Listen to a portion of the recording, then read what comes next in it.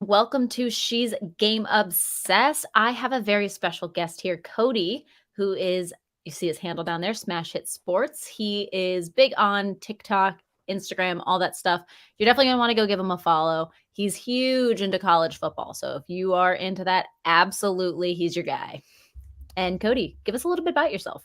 Look, I tell you what, this college football season has been nothing short of incredible. The fact that Kansas is 5-0 through 5 weeks The is basketball school. maybe the best part, right? Um, no, but you can find me YouTube, Instagram, TikTok, Twitter at Smash Hit Sports. I love football. It's one of the best things about the old Midwest where I'm from. So love to do sports betting content, all sorts of stuff. I talk college football, I talk NFL. We have a good time doing it. So if you want to catch any of my stuff at all, at Smash Hit Sports is where you can find me. But yeah, we're living the dream out here. Yeah, exactly. And all of you definitely need to and should go follow him because, like I said, endless entertainment. But getting on into it, so we picked some games to talk about that happened this weekend. The first one that was my absolute number one game of the week, I was super excited to watch, and it kind of was a little disappointing for me, but not too bad.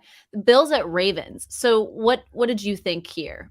What was your Yeah, this was a game of two sides. The Ravens came out hot. I believe they yeah. started up 20-3. Bills were down 17, and then it was just all Bills after that.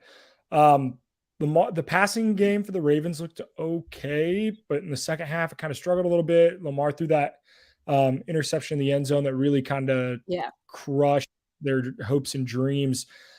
I think the Ravens are still in a good spot. They've played a pretty tough schedule through the first 4 weeks. They played the Dolphins. They've played the Bills. Actually, I'm pretty sure they've played the entire AFC East, Ravens and Jets too, They have or played the Patriots Jets. and Jets. Yeah, Yeah, they yeah, they've literally played the they entire played the AFC East. That's absolutely wild. I didn't even that didn't even, like, occur to my brain. Wow. Wow. So Okay. hot start for the Ravens, but I saw the defense. I have very legitimate concern about the Ravens defense. And on the other side, the Bills coming back from games like this is what defines a Mhm. good team. Good teams are able to overcome adversity, and you're going to need that if you're going to make a deep run in the playoffs. I think Yeah. the Bills have that capability. Josh Allen showed it on Sunday. Hell of a game that came down to the kicking game, and Yeah. Tyler Bass is one of the best in the game. I'm really excited to see how both of these teams move forward because the Bills had that loss to the Dolphins that they don't love. The Ravens now have this loss that they're not Yeah. a fan of. And both of these teams have pretty tough schedules coming up. So it'll be interesting to see how they bounce back. Yeah, I completely agree. I think one interesting fact that about going into this game was both of these teams only had 1 loss, and both of those teams' 1 loss were to the Dolphins, surprisingly. Um, eh, and like you pointed out, super slow start on the offense for the Bills, but Josh Allen really stepped up to the plate, and he was the absolute star for this offense because I know he had those 213 yards passing. He also had 70 yards rushing, 10 carries, and 69 of those 70 yards were after contact. Like no one could stop him. There was no answer. So that was the biggest part of the, in my opinion, why the Bills were able to come back. But you were pointing it out too. That Ravens defense, especially that secondary, I don't get what it is, why they start out so hot, and then all of a sudden it's like second half comes and they're like, we're off. We're just taking a vacation, and then not even to mention, I know that John, I always mess up the coaches, the brothers, the Coach Yeah, the brothers, Harbaugh. the Harbaugh brothers, and they have to have, like, similar names, right? Yep. I know that Harbaugh did address as to why he didn't kick a field goal and why they tried to go for it at where that nasty pick happened for Lamar.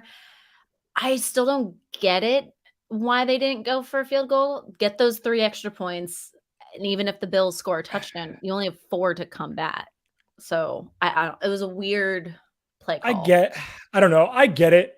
Like when you're playing against an offense like the Bills and a quarterback like Josh Allen, I'm trying to win the damn football game. That's one Yeah. thing that bothers me about some coaching is they coach to not lose. And I think that's where you see teams like Arthur Smith did it, not this week Mhm. against the Browns, but he did it against when they were up against the Seahawks. The Seahawks came back. I don't love when coaches just coach not to lose. And I think oftentimes it comes back to bite them. I don't have a problem with Harbaugh being aggressive. If you were going to, Yeah. there's that video that went viral a while back. I think it was last year, 2 years ago, where had that Mhm. conversation with Lamar Jackson, like, hey, do we want to go for it?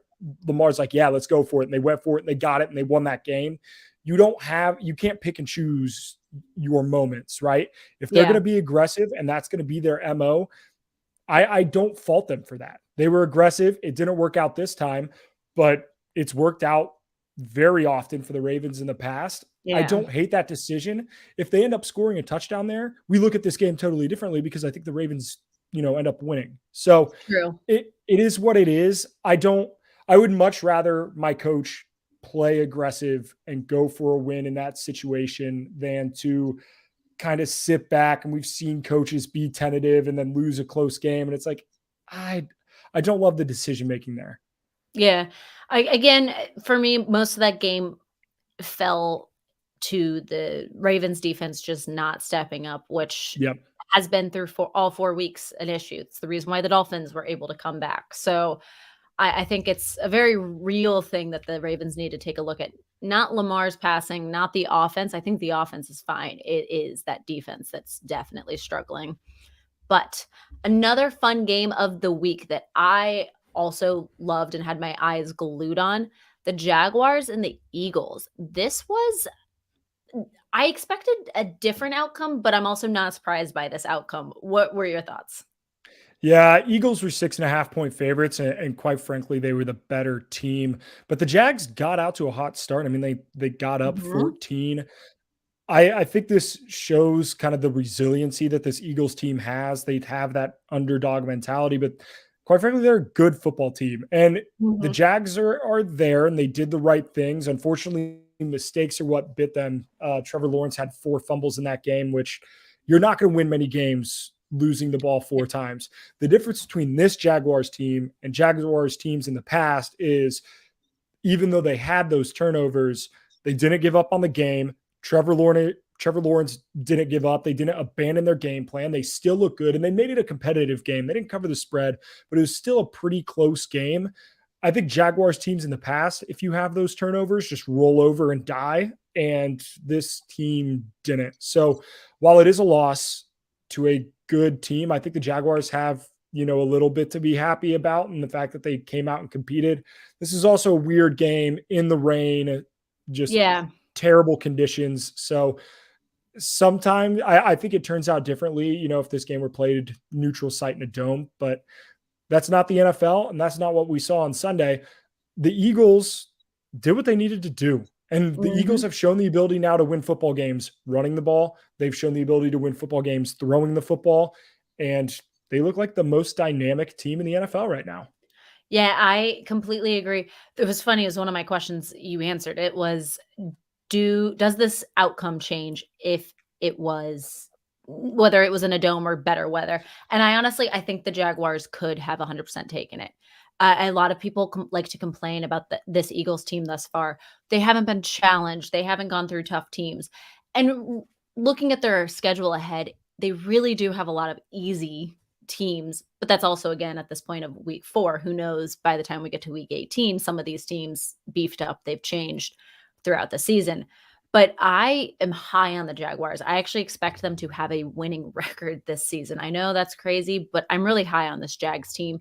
And I think this was a defining game for them to go in, get those game notes, show off that they can and are competitive, take their mistakes from learning against a good honestly, I would put them as one of the top, if not the Yeah. top team in the NFL at the moment, and use that to go on further with. But I mean, this was just an incredible game. And I want to point out the Jags lost by 8 points again to the best team in the NFL. That that speaks volumes to me. This game was more of a volume speaker to the Jaguars than it was the Eagles. I already knew the Eagles were good and were going to be successful this season. Yeah, and I don't know if you're familiar with Warren Sharp, brilliant, brilliant football mind. His strength of schedule is predicated on both the NFL team's record from the previous season, but also travel and that sort of Mhm. thing. The amount of days rest advantage, all that sort of stuff. The Eagles had the second easiest schedule in Right. football coming into this season. And I know that people will use that to hate on them and say, oh, like, we're Yeah. not like they have an easy schedule. We haven't seen them play anybody. Well, you can only beat the team that you're playing against on Sundays. And the Eagles have done that. They've done it convincingly each and every week. So I don't know Yep. what more you want from them. And the Jaguars, you want to talk about optimism. Looking at a sports book right now, the Jaguars are the favorites to win that division at plus 170. Like Yeah. I love that. there is excitement in Jacksonville, and as they should be. They've looked good. Yeah. I personally picked at the time I did it was the Titans, which they're still, we're in week 4. There's still a very real chance for them to contend and be the top spot in the South. But Mhm. um, at this moment, I'm not liking that, but that's again week 4. So another game that I was looking at, this game intrigued me. I think this was a game that spoke volumes for both teams. Not because I think both teams are fantastic. I just think there's an interesting analysis that could go into both of these teams, and that was the Jets at Steelers. So where's your head on this one? What are your thoughts? I had a tweet earlier today, and it was kind of satire a little bit, but there's some truth behind it. And I tweeted out that it's not fair that the Steelers are going to have Will Anderson on their Yeah. roster next year.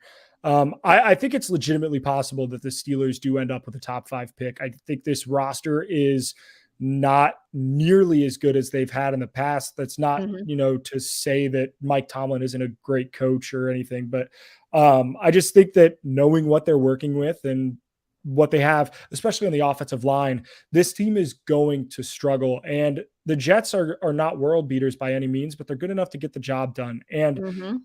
obviously, we had the switch to Kenny Pickett. I think that Yeah. does instill a little bit of fire. Um, Obviously, the 3 interceptions weren't great, but when you go back and look at them, one was a Hail Mary at the end of the game, so like you can't really count that one, and the other 2 were not great throws, but also they were tipped. So I don't know how I'm not going to sit here and say, oh, Kenny Pickett looked terrible. He looked fine, but this isn't a rookie quarterback that's going to lead this team to the playoffs. This is No. a rookie quarterback that you were hoping to see some sort of spark offensively, and you saw a little bit this weekend. But I think the Steelers are in for the longest season in at least in my lifetime. If Yeah. you're a Steelers fan, and the Jets, um, In for a Zach season. Wilson. Here's Zach Wilson. When you look at the game in it, if you were to look at the box score, you're like, okay, he didn't play great, 2 interceptions. The Steelers defense is still good, so take that for what it is. I think Zach Wilson's interception prop prior to the game was like minus 220, which is absolutely absurd. But Zach Wilson on the last drive of the game went 5 for 5, drove his team down the field. They kicked the game-winning field goal. And when you are a team like the Jets and you're not trying to win the Super Bowl this year, but you're trying to see if Zach Wilson is the guy, Mhm. that was a moment where he was the guy. So if you're the Jets, you have to be happy not only, with the win and that little kid that went viral before gets to go get his ice cream, but there are a lot of things to be happy with if you're a Jets fan. And there are things to be happy with if you're a Steelers fan too. Obviously, Steelers fans are used to winning. They expect to beat the Jets. Yeah. But at the same time, like Kenny Pickett looked okay. So Yeah. I think that this is going to be the first losing season of Mike Tomlin's career with the Steelers. I agree. Here's my thing. So there's 2 parts to this on the Steelers side is I think that most people in Pittsburgh or any Pittsburgh fan is so excited for Kenny Pickett, but he is still a rookie, still very much learning the idea of the NFL. if you had put Mitch Trubisky in Kenny Pickett's jersey, I think you would have gotten the exact same results. I don't think the change of the quarterback necessarily made that big of a difference for them. But the other part about the Steelers, I knew losing TJ Watt was going to be a big deal. I did not realize the second he went out just how detrimental him not being on the field in any capacity for this team was going to be. The dynamic completely changed from week 1 where they played the Bengals and they looked good. And then all of a sudden he went out and the Steelers team is completely gone. It's changed. I think overall, the idea of this game was a boring game. These are two teams that are not great. But this is one that I think speaks a lot of volumes for the Jet because they're not, like you're saying, they're not winning a Super Bowl. They're not winning the division. But I think this is the season that's finally that major construction period. And I say major. And the horrible coaches and the horrible QBs and the horrible games and the losses and the this and the that. I think this is a season that's finally giving that hope and is the potential change, I would say, season for this Jets team. So Zach Wilson returned. He looked good. I also don't know if there really was really that much of a change quarterback-wise between Zach Wilson and Joe Flacco, because Joe Flacco seemed to be leading them just as fine as well. So definitely an interesting QB situation between both teams. Yeah, absolutely. And for all the moms of the New York area, they should be excited for what they saw this weekend. But in all seriousness, Jets fans, you should be happy with how Zach Wilson has looked against a good defense. So hopefully they can keep that up. The Jets have several winnable games on their schedule, and I think their win total before the season was 5.5. I stayed away from it, but if they keep playing like this, they could absolutely hit over. Yeah, I wouldn't be surprised. I honestly wouldn't. But the next one I was looking at, the Chiefs and Buccaneers.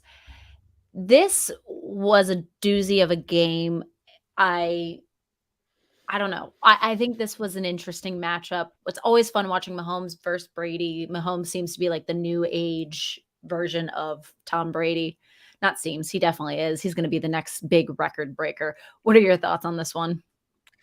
It was a good game. I think the box score is going to kind of lead people to believe that, Brady played better than he did.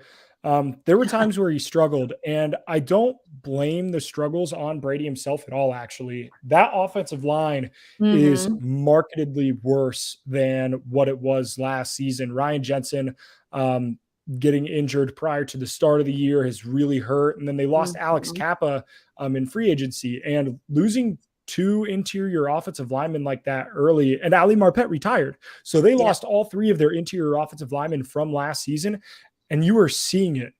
Chris Jones was a nightmare for that offensive line up front.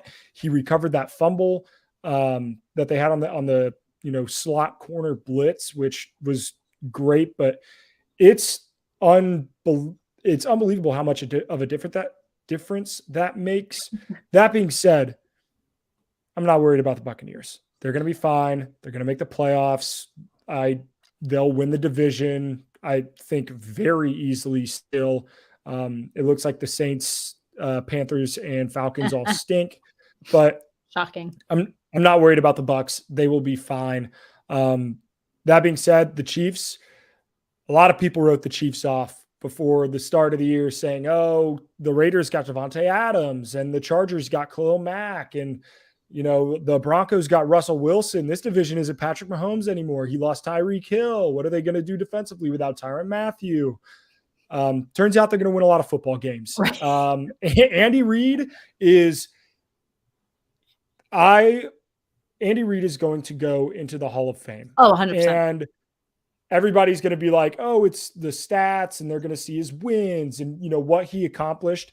When they put Andy Reid in the Hall of Fame, I want them to just put a clip of every play that the Chiefs run inside the 5-yard line. It is gorgeous. It's beautiful. They had the Patrick Mahomes like distracted towards the sidelines, and then the tight end comes under center, takes the snap. The creativity that Andy Reid has, it's like he's playing NFL Street Yeah. in real life. It's Madden, how we all incredible. wanna play Mo it. Madden, if Madden was actually a good video game. Andy Reid is having fun out there. It's unbelievable. The fact that other teams in the NFL haven't even attempted to do half of what the Chiefs are Yeah. doing. And now don't get this twisted. No other team in the NFL has Patrick Mahomes. So most teams can't do what the Chiefs are Right, doing, yeah. but at least try. I mean, it's only been It's working for unbelievably them. successful. So, but yeah, I think this is the Chiefs made a statement saying, "Hey, in case you forgot, we are still top dog. It's still our crown. Come and get it." I know the Bengals won the AFC last year, and I'm a massive Bengals fan, but the Chiefs look like the team to beat between them and the Bills. So I understand that a lot of people penciled in the Bills for the Lombardi Trophy, but it ain't going to be that easy.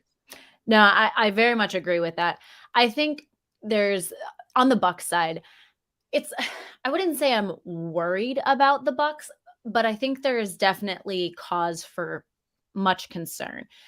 I really think I know like the media is hyping it up with the whole Tom Brady at home situation, but I honestly think that is far worse than what we're even seeing on the media. Um, Mhm. I think that his mentality is not 100% in the football game. His heart's not 100% in the football game. But I also think the Bucks with Brady, I say this as a Patriots fan. I said this every year with Brady on my team.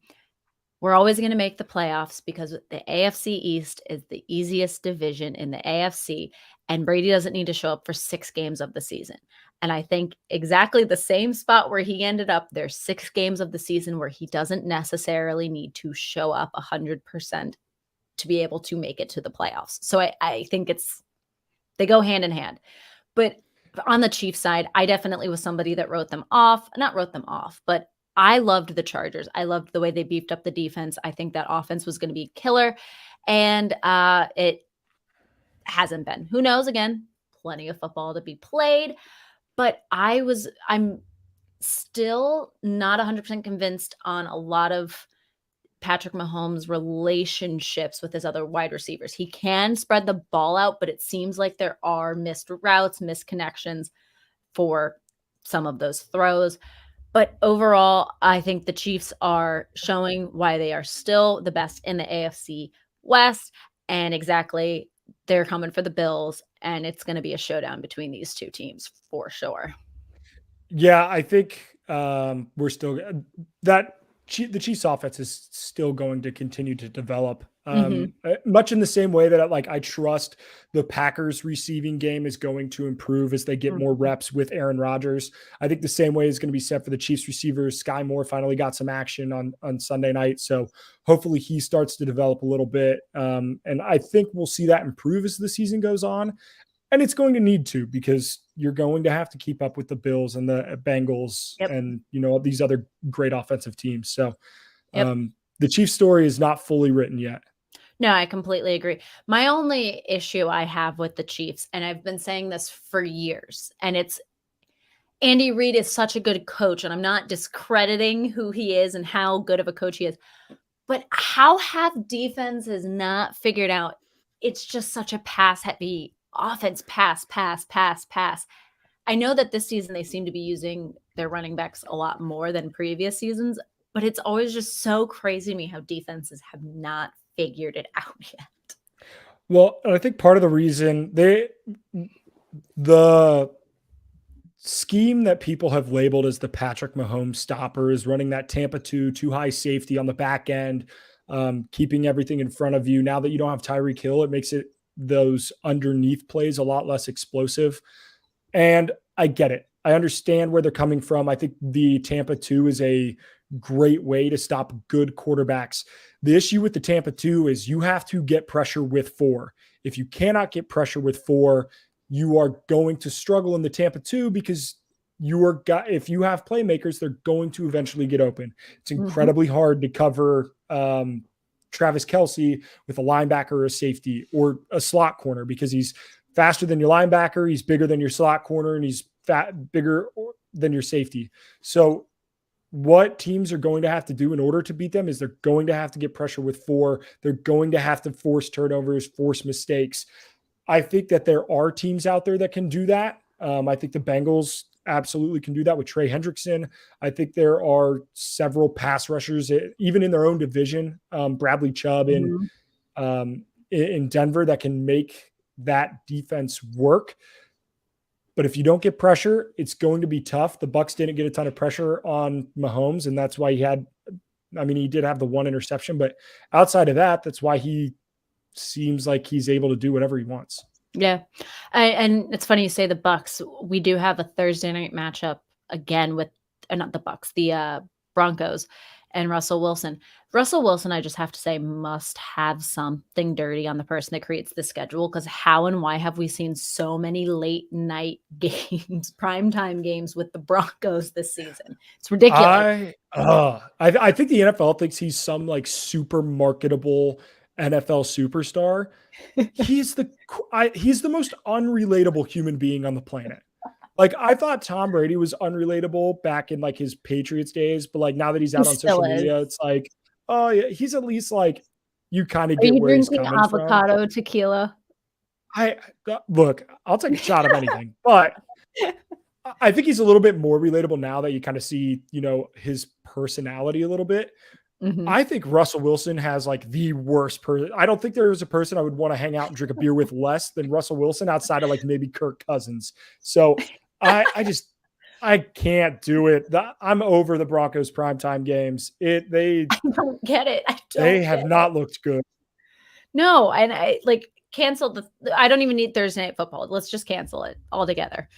But all right. So the Monday night football game. So when I was putting our podcast interview date together, I wanted to pick Monday Night Football because I feel like the Rams and 49ers, two division rivals, could be a good game. I unfortunately wish I had future vision to have told me not to do it, because this was single handedly, I think, the worst game played all week.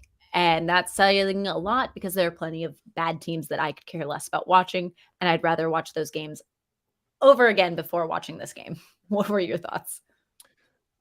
This Rams offensive line is missing Andrew Whitworth incredibly. They looked awful. The 49ers defense did whatever they want. Matthew Hmm. Stafford looked uncomfortable. And I saw an interesting statistic that compared the offensive efficiency of the Jared Goff years underneath Sean McVay and the Matthew Stafford years Hmm. underneath Sean McVay with respect to how their offensive line graded. And turns out if Sean McVay's offensive line is bad, their offense is bad. It pretty much goes in tandem, and their offensive line has not looked good. Now they're pretty banged up. If they get healthy, I expect this Rams offense to turn it around a little bit, but they need some more out of the Allen Robinsons, Cam Yep. Akers of the world, because right now it's been all Cooper Kupp, all Tyler Higbee, and that's it.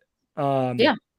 Which the I defense wanted him to hasn't looked, score, but he didn't do yeah, that. So yes, and the I don't want to hate on the Rams offense totally. Their defense didn't play incredibly well either. Debo had that long breakaway play. Um, mhm. and they got really lucky on that Greg Kittle touchdown that got called back because just couldn't get his foot in. But their defense doesn't look that great either. And I think a little bit of it is Super Bowl hangover. A little bit of it is Yeah. they need to get healthy. But at the same time, it just goes to show how difficult it is to repeat in today's NFL.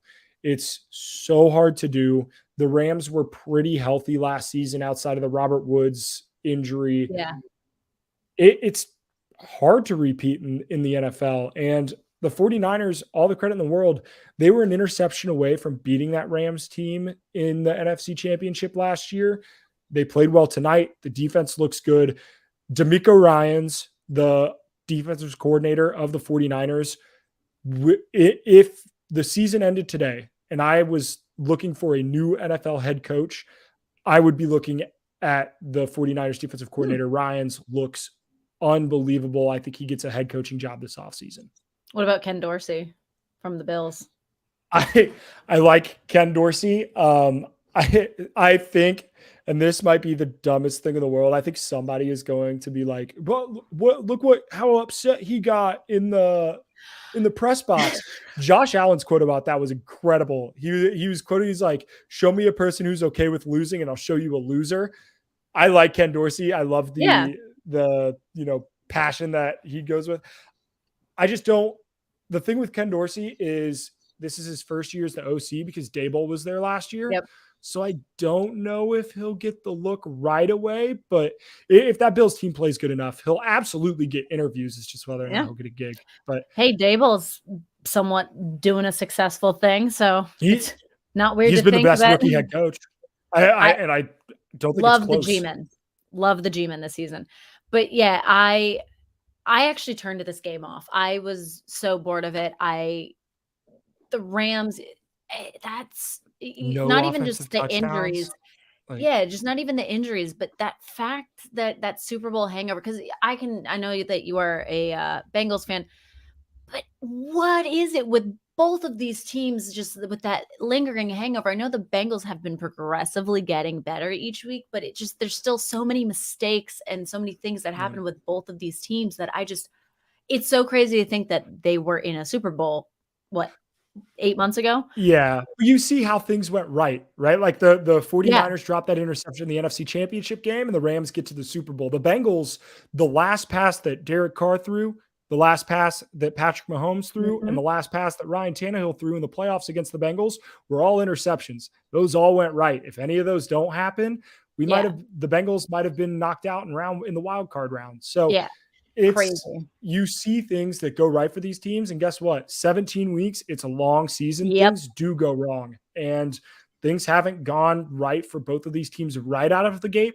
But that being said, they're both 14 still more 2 and weeks. 2. Yeah. They're both still 500. We're fine. In the words of Aaron Rodgers, relax. We still got a long season ahead of us. Yeah, but 49ers looked great. I think the 49ers shot themselves in the foot with the whole Trey Lance situation. I get Yep. it. Jimmy G had the shoulder surgery, and I get the whole yada yada backstory.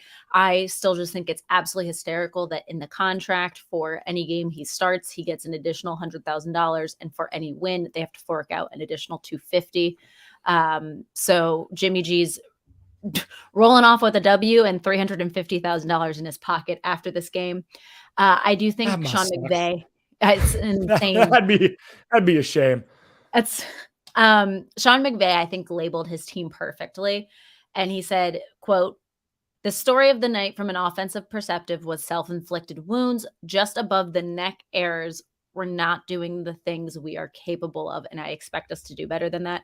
And just like you even were saying, defensively, I and just like pretty much probably all of America expect the Rams to be doing better than whatever that display was.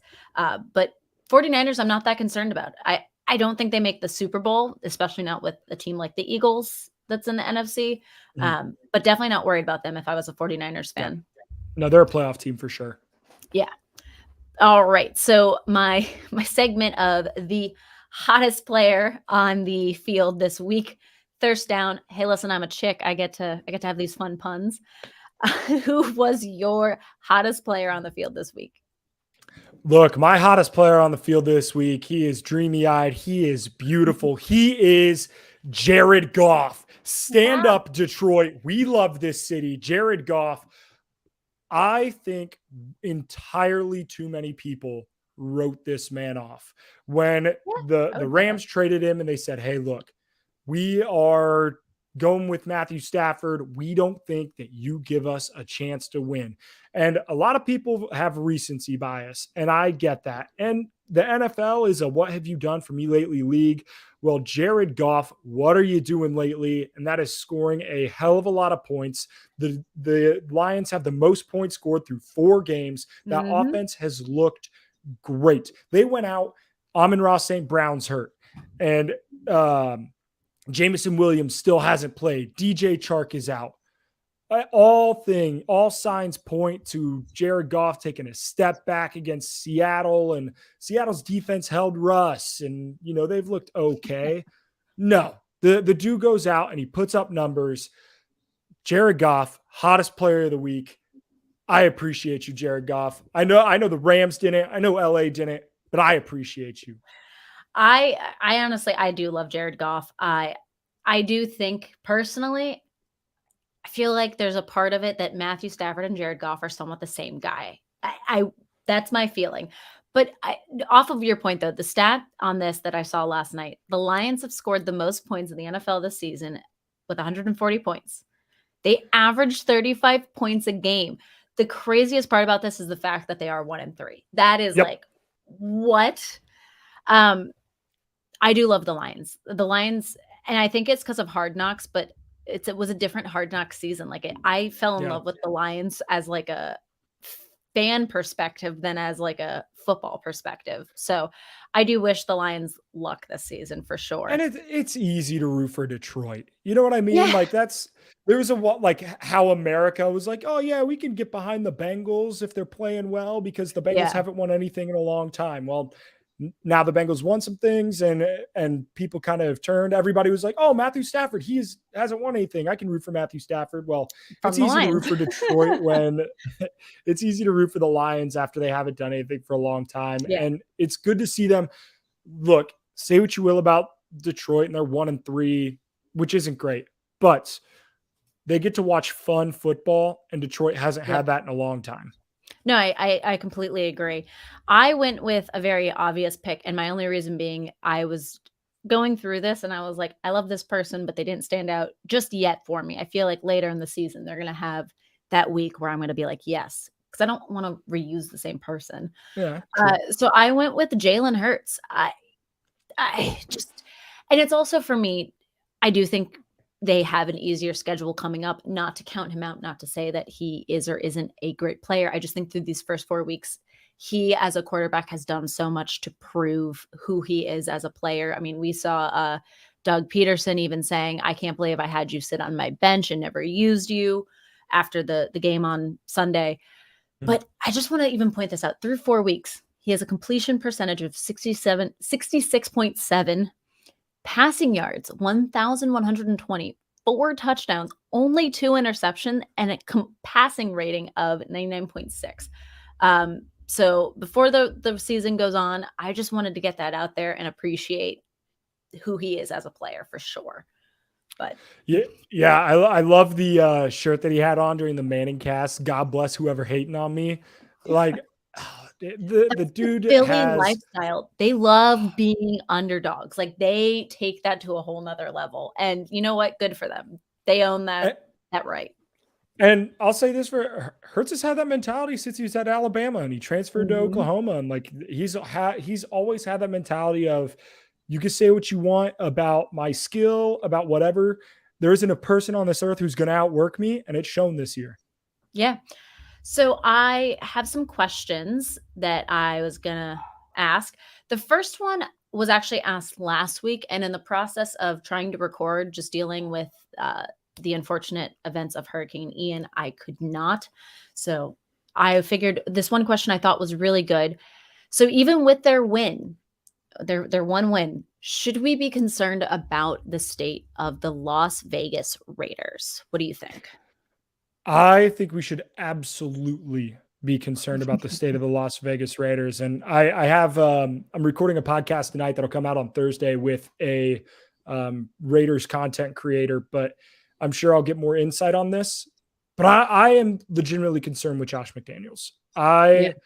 We have seen time and time again in Belichick disciples going to new places and failing. We've seen it already once out of McDaniels. Right. 1-3 is not a great start. Now, do I think this Raiders team is competent? Yes. But when you start out in a hole like that, it's going to be very, very difficult to make the playoffs. And that's what the expectations are if you are Las Vegas.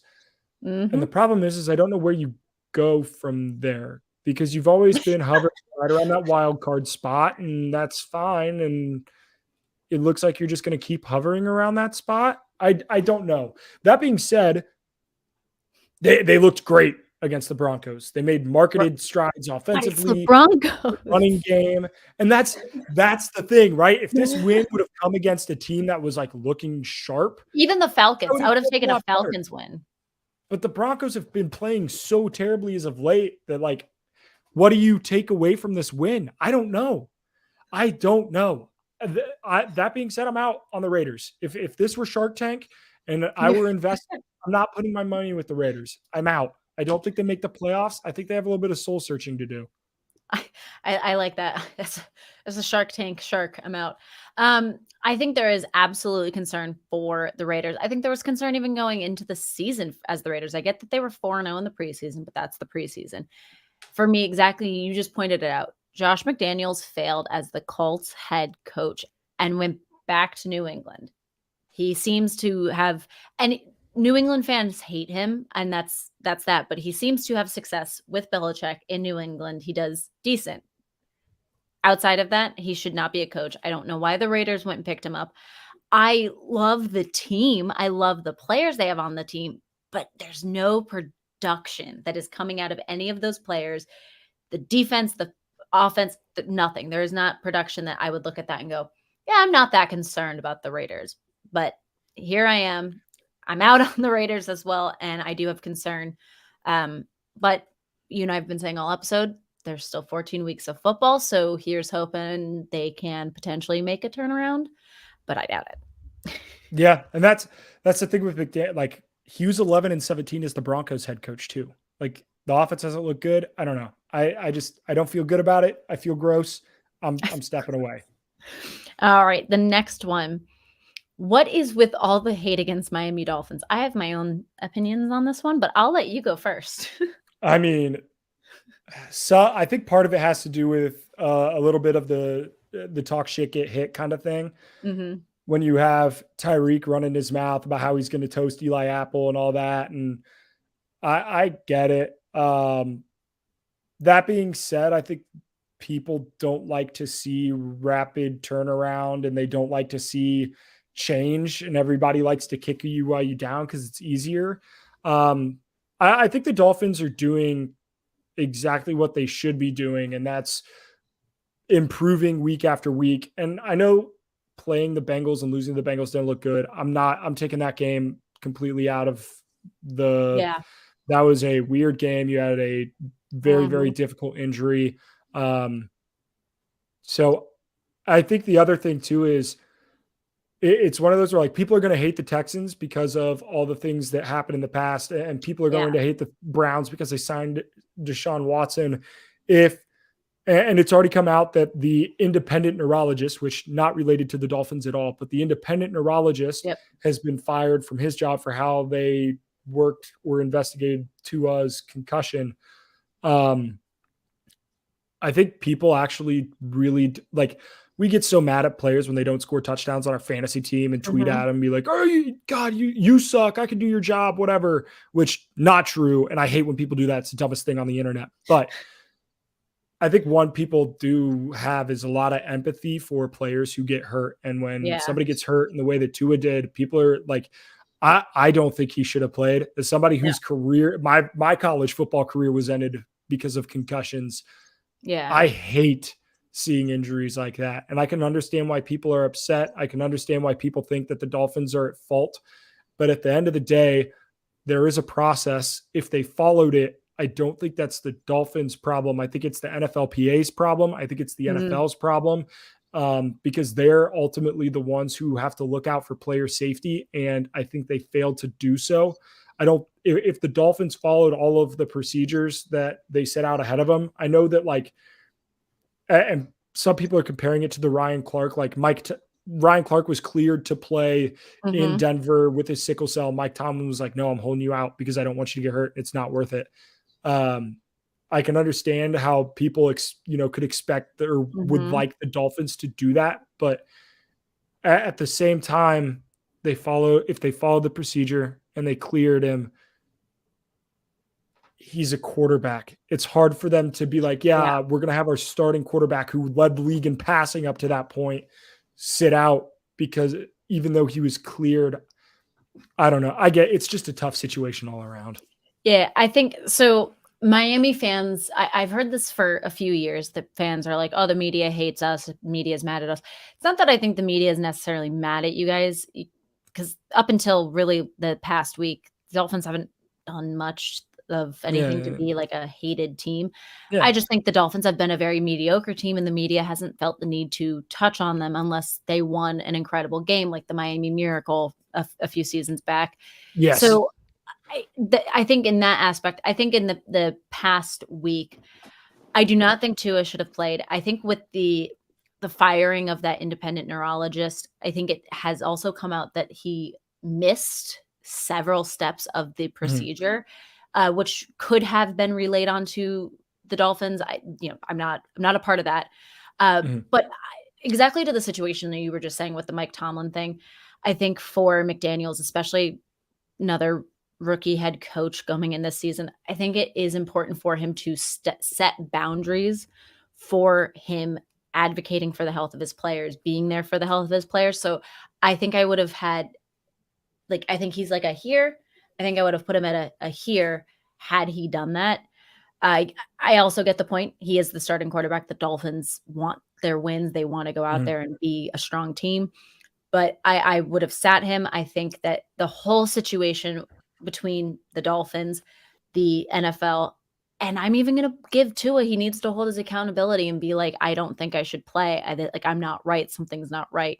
I think there was just a lack of accountability across the board for everyone, and it's nothing. And I said this on a quick Instagram video.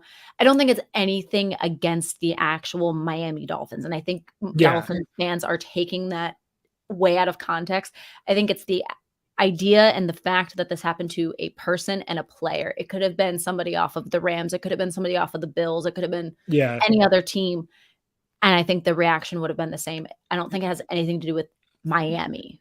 Injuries like this remind us that even though these guys make millions of dollars, it is a person underneath that helmet. Like Mhm, these guys have families, like they have lives outside of football. mhm. Football is what they do. It's not who they are. So it's tough when when you see something like this happen. Um, Miami fans, if you want better coverage in the media, I said the same thing to Bengals fans last year when they got mad we didn't, get games flexed into prime time. Winning cures all. Winning cures all, and the Dolphins certainly have the opportunity to do it. Even with Teddy Bridgewater, I still think they're a good enough team. Yep, and then so the last good question that I was given, because again, I sorted through some of these, they were not that great. Sorry, guys. Love the questions, but I need some, like, just not Give us 3rd some grade gold. questions. Yeah, I don't want We 3rd need grade great questions. content. I don't want 3rd grade questions. I want, like, real, true give me collegiate questions. Uh, the last one was, can the Ravens be trusted? I know we touched on that a little bit earlier when discussing their game, but I think a more in-depth analysis of, can the Ravens actually be trusted? Big trust. Big trust. I think the Ravens can be big trusted. Big Um, here's the thing with the Ravens. If you Wait, take out you're of a this, Bengals fan saying that too. yes, Oh, that's a big yes, and they play deal. in Sunday Night Football this weekend. I know, I I'm don't. gonna be in Maryland. I'm not gonna go to That'll the be game. awesome. I'm That'll not be. going to Oh. the game. I Hey, wish. but get some crab cakes while you're out there for me because Absolutely. Jimmy Seafood. Shout out. Hey, no free shout outs, but if you want to sponsor the pod, hit Jill Yeah, up because I I I'll take I crab I'm cakes. sure. I'm not Oh, opposed. yeah. Crab legs are delicious. Here's why I trust the Ravens. If you take out that sample size of when Lamar was hurt last year, Mhm, the entire time Lamar has been the starting quarterback, the Ravens have been a winning team. mhm, John Harbaugh is a winning coach. This is a winning program. They've won a lot of football games since the 2000s. The Ravens are good. They have a lot to be excited about. I trust a good front office, a good coach, and a good quarterback to win football games. Now, do I think they're going to win every football game? No. Do I think they're going to win in Sunday night? No. But um, I do trust this Ravens team to be good. I trust that. I think they are going to make the playoffs. I think I don't know if I trust them to win the division. I think the Bengals have a little bit easier path ahead of them. But that being said, Sunday night's game could really make a difference in who's going to be the leader in this division. Right now, we have 3 teams tied at 2-2, but I trust the Ravens. I really do. There's a lot to be excited about if you're Ravens fans, or if you're a Ravens fan, and you look at your 2 losses. You lost to the Dolphins, who have looked really good, and you lost to the Bills, who have looked really good. Take a breath. Relax. Yeah. It's all right.